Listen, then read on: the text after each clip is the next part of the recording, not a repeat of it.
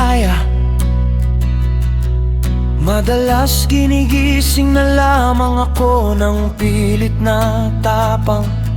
Binabangon ang sarili sa magdamag na pag-aalala. Nagbabaka sakali na mas magaan ang bagong umaga.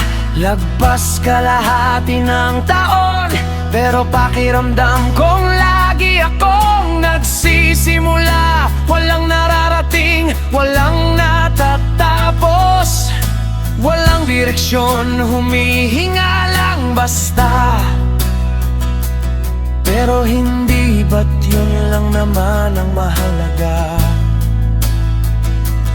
Sa ngayon, prioridad kong huminga lang, ang mairaos ang mga araw at buwan, ang gawin ang makakaya, at magpahinga kapag daka. May tagumpay din naman sa pagiging payapa, hindi na. Tagumpay din naman ang hindi paghinto at pagpapatuloy.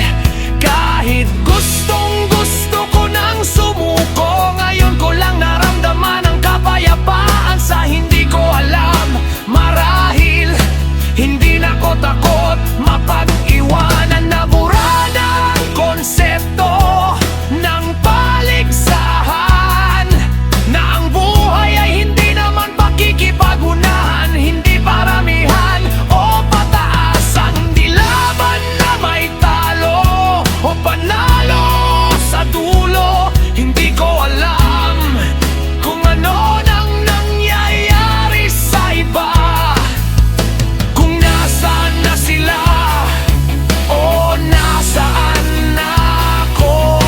Hindi ko na inaalam ang agwat o ang layo, at sa dagat ng mga tao hindi na ko nag-aabala pang tanungin kung saan sila tutungo.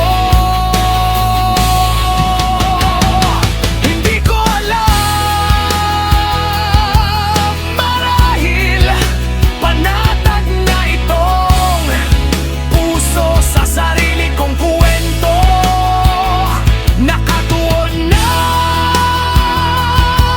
ang isip sa sariling paglagot, pagkabigo, at sa bawat hindi ko alam, mas nasa sabik akong magpatuloy sa hindi ko alam. Malaya akong